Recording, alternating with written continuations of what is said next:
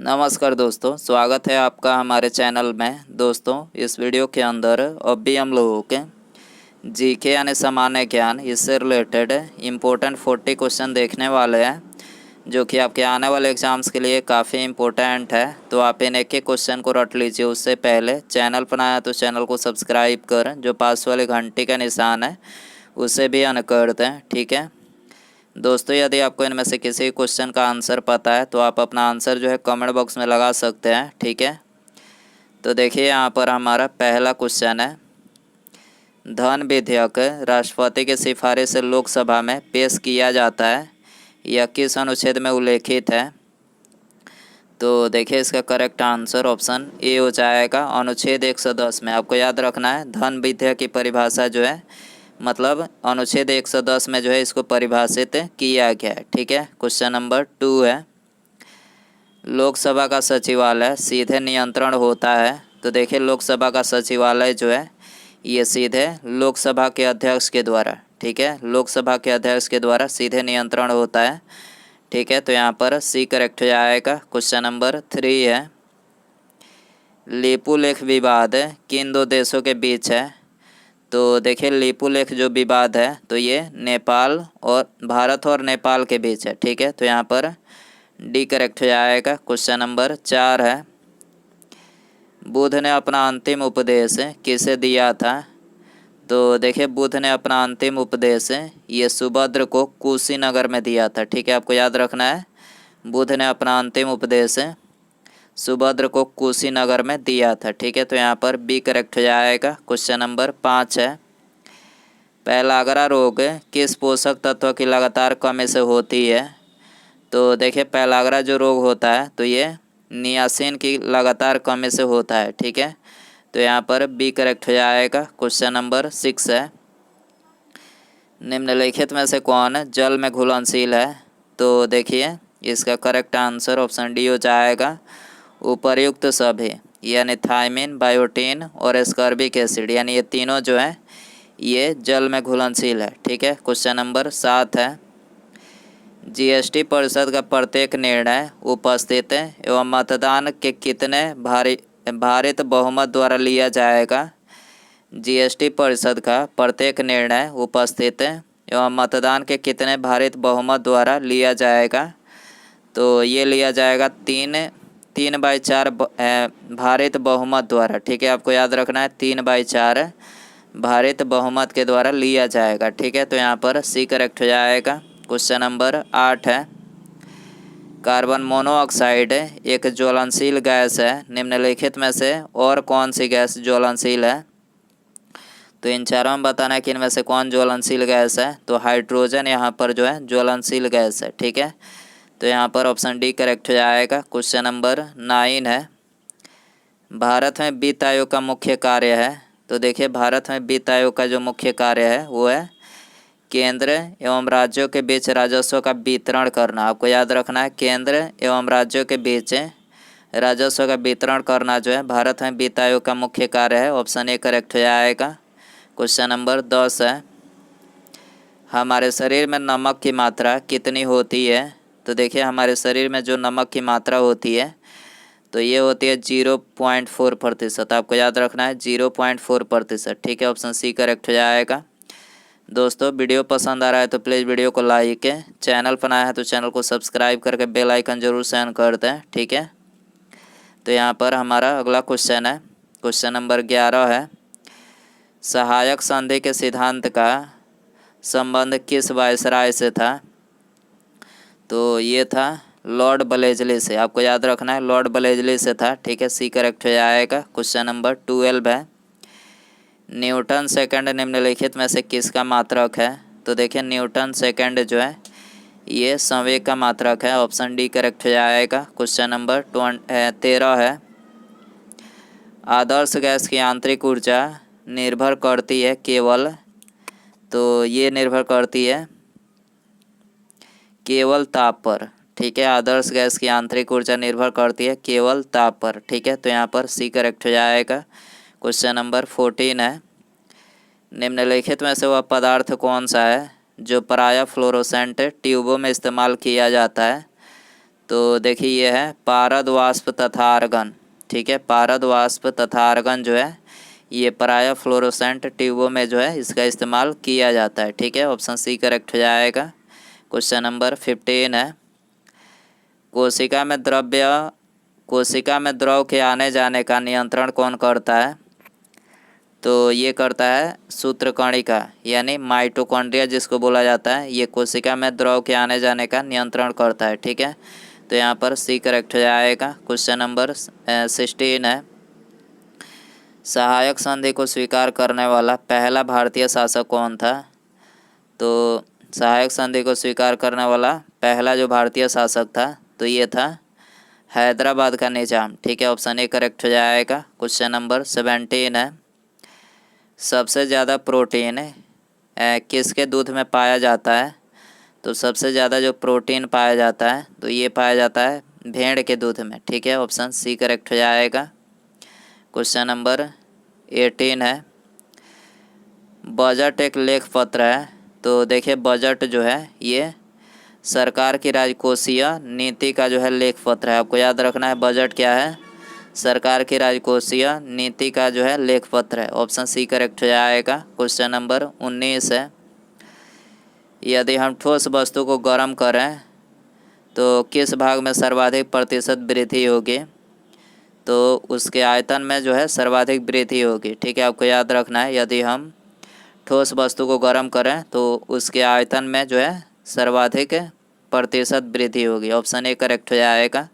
Question number 20 है, ऋग्वेद के किस मंडल में आर्यों एवं अनार्यों के बीच हुए प्रसिद्ध दशराज युद्ध वर्णित है? मतलब इसका वर्णन है कौन से मंडल में? तो ये ऋग्वेद के सप्तम मंडल में जो है इसका वर्णन किया गया है। ठीक है, आर्यों एवं अनार्यों के बीच हुए प्रसिद्ध दशराज युद्ध। ठीक है, आपको याद रखना है। ऑप्शन ए करेक्ट हो जाएगा। क्वेश्चन नंबर 21 है, भारत की सबसे ऊंची चोटी गार्डविन आस्टीन किस पर्वत श्रेणी में स्थित है?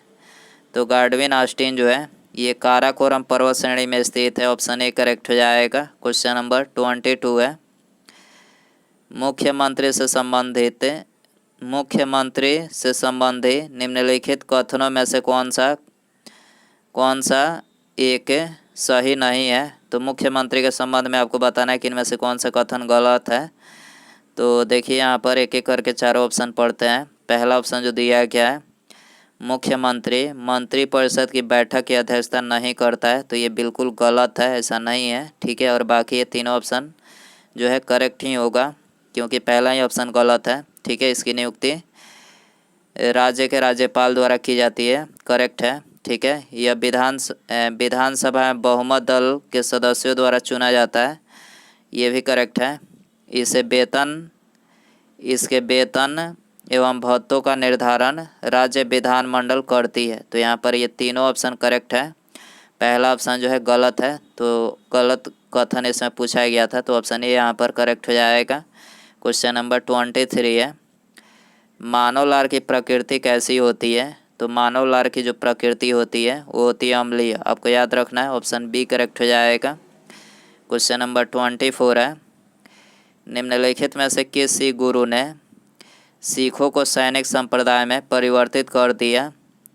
तो ये किया था गुरु गोबिंद सिंह ने। ठीक है, तो यहाँ पर सी करेक्ट हो जाएगा। क्वेश्चन नंबर 25 है, संविधान सभा के संवैधानिक सलाहकार BN राव ने संविधान का पहला प्रारूप तैयार किया था। इसमें कितने अनुच्छेद एवं अनुसूचियाँ शामिल थे? तो देखिए इसमें 243 अनुच्छेद और 13 अनुसूचियाँ शामिल थी। आपको याद रखना है BN राव के पहला प्रारूप में, आपको याद रखना है। ठीक है, और मूल संविधान जब मतलब पारित हुआ तो उसमें 395 अनुच्छेद और 8 अनुसूचियाँ थी। ठीक है, लेकिन अभी वर्तमान में कितने अनुच्छेद और अनुसूचियाँ हैं? तो अभी वर्तमान में 450 से ज़्यादा अनुच्छेद हैं। ठीक है, क ख करके ऐसे जुड़े हैं अनुच्छेद करके, मतलब देखा जाए तो 395 ही अनुच्छेद हैं, लेकिन इसमें खंड वाइज देखा जाए तो 450 से ज़्यादा अनुच्छेद मतलब जुड़ चुके हैं। ठीक है, खंड वाइज। और अनुसूचियों की बात करें तो 12 अनुसूचियाँ वर्तमान में है। ठीक है, आपको याद रखना है।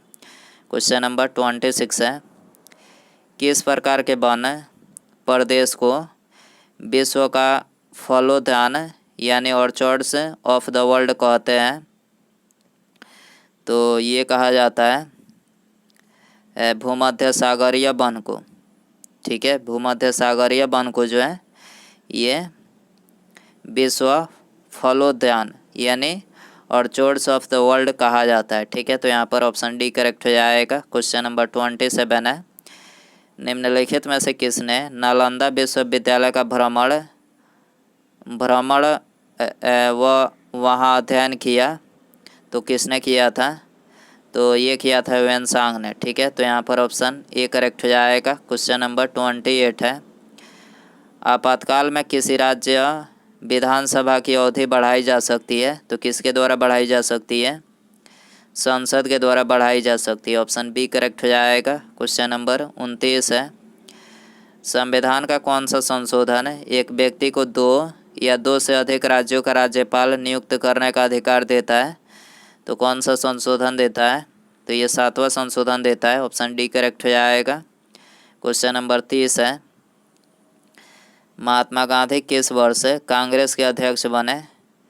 तो महात्मा गांधी जी मतलब 1924 में ये कांग्रेस के अध्यक्ष बने थे, आपको याद रखना है। ऑप्शन सी करेक्ट हो जाएगा। क्वेश्चन नंबर 31 है, भारत में राष्ट्रीय आय यानी नेशनल इनकम का आकलन करने वाली संस्था है? तो कौन सी संस्था करती है? केंद्रीय सांख्यिकी संगठन। आपको याद रखना है, भारत में राष्ट्रीय आय का आकलन किसके द्वारा किया जाता है? केंद्रीय सांख्यिकी संगठन। ठीक है, ऑप्शन डी करेक्ट हो जाएगा। क्वेश्चन नंबर 32 है, निम्नलिखित में से किसके अंतर्गत भारत में सर्वप्रथम सर्वोच्च न्यायालय की स्थापना हुई? तो किसके द्वारा हुई थी? तो ये हुई थी रेगुलेटिंग एक्ट 1773 के द्वारा। ठीक है, ऑप्शन ए करेक्ट हो जाएगा। क्वेश्चन नंबर 33 है, राज्यों, नगरों, शहरों तथा गांवों और विश्व के विभिन्न देशों व राज्यों तथा उसकी सीमाओं को दर्शाने वाले मानचित्र को क्या कहा जाता है? तो देखिए, इसको जो है ये राजनीतिक मानचित्र बोला जाता है। ठीक है, तो यहाँ पर सी करेक्ट हो जाएगा। क्वेश्चन नंबर 34 है, संतृप्त हाइड्रोकार्बन का उदाहरण है? तो ये है एल्केन श्रेणी के सदस्य। एल्केन श्रेणी के सदस्य जो है संतृप्त हाइड्रोकार्बन का उदाहरण है। ऑप्शन ए करेक्ट हो जाएगा। क्वेश्चन नंबर 35 है, किस गवर्नर जनरल के समय शेरशाह सूरी मार्ग का नाम बदलकर जीटी रोड कर दिया गया? तो ये किया गया था लॉर्ड ऑकलैंड के समय में। ठीक है, आपको याद रखना है, लॉर्ड ऑकलैंड के समय में जो है शेरशाह सूरी मार्ग का नाम बदलकर जीटी रोड कर दिया गया था। ठीक है, ऑप्शन बी करेक्ट हो जाएगा। क्वेश्चन नंबर 36 है, लोकसभा और राज्यसभा की संयुक्त बैठक कब होती है? तो ये होती है लोकसभा और राज्यसभा के मतभेद पर। ठीक है, लोकसभा और राज्यसभा के मतभेद पर जो है लोकसभा व राज्यसभा की संयुक्त बैठक होती है। ठीक है, ऑप्शन सी करेक्ट हो जाएगा। क्वेश्चन नंबर 37 है, निम्नलिखित में से किस दर्शन को लोकायत भी कहा जाता है? तो ये बोला जाता है चार्वाक। ठीक है, चार्वाक दर्शन को लोकायत भी कहा जाता है। ऑप्शन बी करेक्ट हो जाएगा। क्वेश्चन नंबर 38 है, निकोबार शब्द का अर्थ है? तो देखिए, निकोबार शब्द का जो अर्थ है वो है नग्न लोगों की भूमि। ठीक है, नग्न लोगों की भूमि जो है निकोबार शब्द का अर्थ है। ऑप्शन बी करेक्ट हो जाएगा। क्वेश्चन नंबर 39 है, भारत के उपराष्ट्रपति के संबंध में कौन सा कथन असत्य है? तो यहाँ पर ऑप्शन सी करेक्ट हो जाएगा। असत्य कथन पूछा गया है, उपराष्ट्रपति का चुनाव भारत के राष्ट्रपति करता है, तो बिल्कुल गलत है ये कथन। बाकी ये तीनों करेक्ट हैं। इनकी योग्यता प्राप्त करने के लिए प्रत्याशी की आयु कम से कम 35 वर्ष होनी चाहिए। उपराष्ट्रपति राज्यसभा का सभापति होता है, करेक्ट है। और भारत के प्रथम उपराष्ट्रपति एस राधाकृष्णन थे। ठीक है, तो यहाँ पर ये तीनों करेक्ट है, लेकिन यहाँ पर असत्य कथन पूछा था, तो यहाँ पर ऑप्शन सी यहाँ पर करेक्ट हो जाएगा। उसके बाद यहाँ पर हमारा अगला क्वेश्चन है, चरक संहिता नामक पुस्तक किस विषय से संबंधित था? तो ये संबंधित था चिकित्सा से। आपको याद रखना चरक संहिता जो मतलब पुस्तक था तो ये चिकित्सा से संबंधित था। ठीक है, तो दोस्तों ये थे जीके से रिलेटेड 40 क्वेश्चन। आप इन 40 क्वेश्चन में से कितने क्वेश्चन सही कर पाए अपना स्कोर कमेंट बॉक्स में ज़रूर बताएं। ठीक है, और वीडियो पसंद आया रहेगा तो वीडियो को लाइक कीजिएगा। ठीक है, चैनल पर नया है तो चैनल को सब्सक्राइब करके बेल आइकन जरूर सेंड कर दीजिएगा। ठीक है, मिलते हैं अगले वीडियो में। Thanks for watching.